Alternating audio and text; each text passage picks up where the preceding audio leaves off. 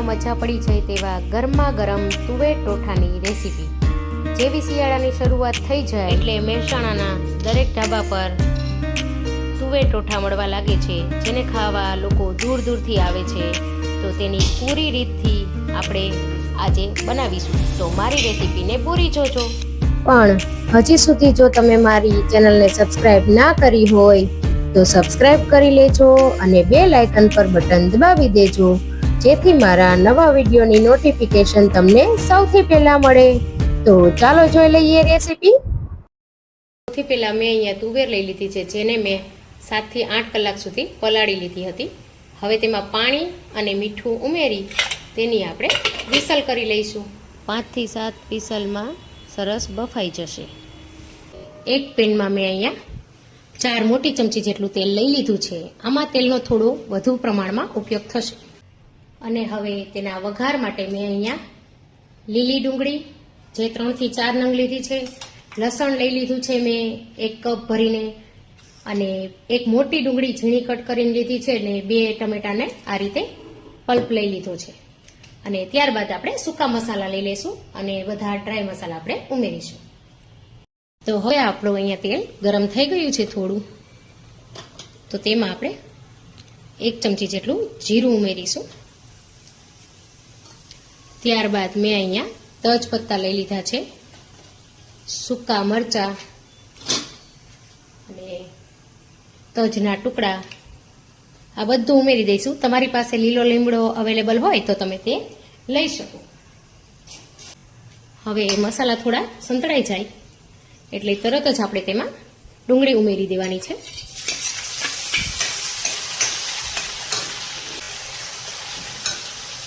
અને ડુંગળીની સાથે જ આપણે લીલું લસણ પણ ઉમેરી દઈશું। તો હવે આપણે તેને સાતળી લેવાનું છે।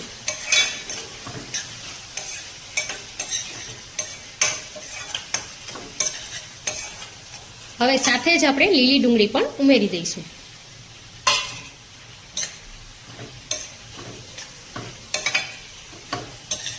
અને થોડું નરમ પડે ત્યાં સુધી બધું રેવા દઈશું।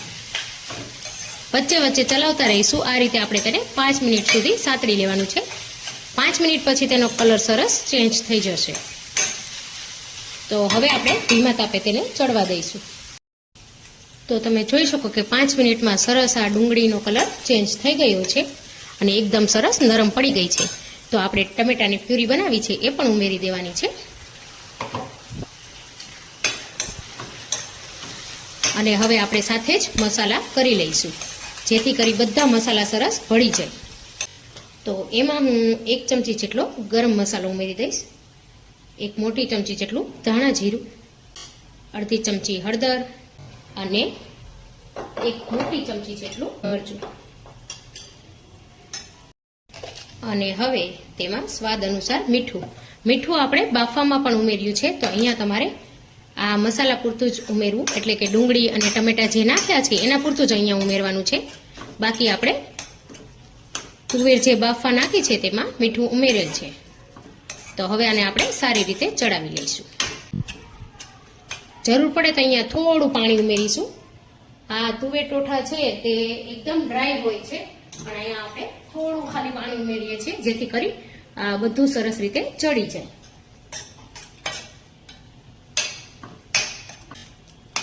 તો હજી આપણે ટમેટા અને આ સરસ ડુંગળી ચડી જાય અને તેલ ઉપર આવી જાય ત્યાં સુધી આપણે તેને ચડાવવાનું છે। અને તેમાં હવે આપણે થોડો આદુનો ટુકડો પણ ઉમેરી દઈશું ખમણીને।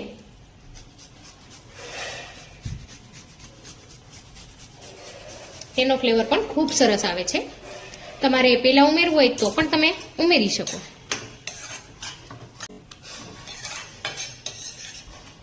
આમાં જેટલી તુવેર હોય છે એટલું જ લસણ હોય છે, પણ મેં થોડું લસણ ઓછું રાખેલ છે। જો તમને વધારે પસંદ હોય તો તમે જેટલી તુવેર લ્યો એટલું જ લસણનો ઉપયોગ કરવાનો છે। જો સરસ 1 મિનિટમાં જ તેલ ઉપર દેખાઈ રહ્યું છે। તો અહીંયા 5 થી 6 સીટી લગાવી લીધી છે અને હવે ખોલીને જોઈએ તો આપણી તુવેર એકદમ ચડી ગયેલી હોવી જોઈએ। તો આપણે થોડો એક દાણો હાથમાં લઈ લેશું થોડું ગરમ છે. જો આ રીતે સરસ બફાઈ ગઈ છે. તો આનું પાણી નિતારી આપણે તુવેર ગ્રેવીમાં ઉમેરી દઈશું. જો ગ્રેવીમાં સરસ ઉપર તેલ આવી ગયું છે આ રીતે, તો હવે આ તુવેરને આપણે નિતારી લીધી છે તો ઉમેરી દઈશું અને સારી રીતે મિક્સ કરી લઈશું.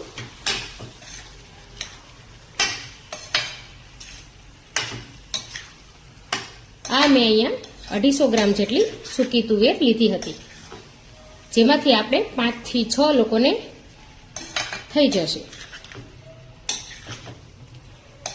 જો આપણે તેને એકદમ ડ્રાય કરી દેવાની છે. જો હજી આપણે મસાલા સરસ ચડી જાય એ માટે ઢાંકી અને 3 થી 4 મિનિટ સુધી રાખી દઈશું.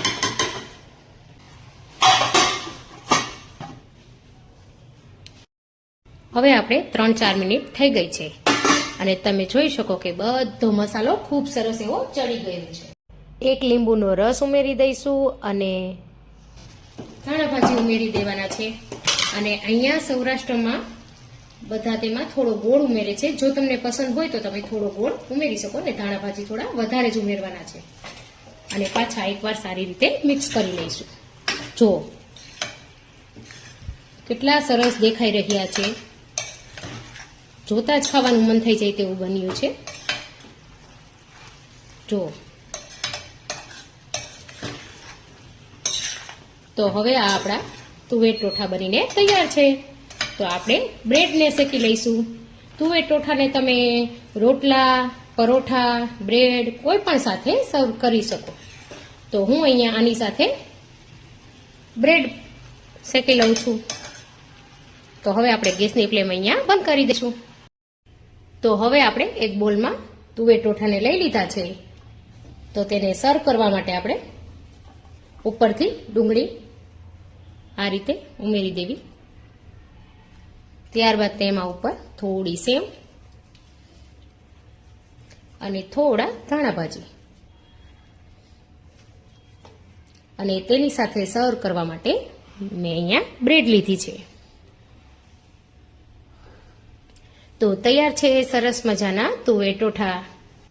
તો તમે પણ ઘરે ચોક્કસથી ટ્રાય કરજો મારી આ રેસીપી અને કમેન્ટ કરીને મને જણાવજો કે તમને મારી રેસીપી કેવી લાગી. અને હા, તમે તુવેર ટોઠા કઈ રીતે બનાવો છો તે પણ જરૂરથી જણાવજો. તો ફરી મળીએ નવી રેસીપી સાથે. Happy cooking, happy eating.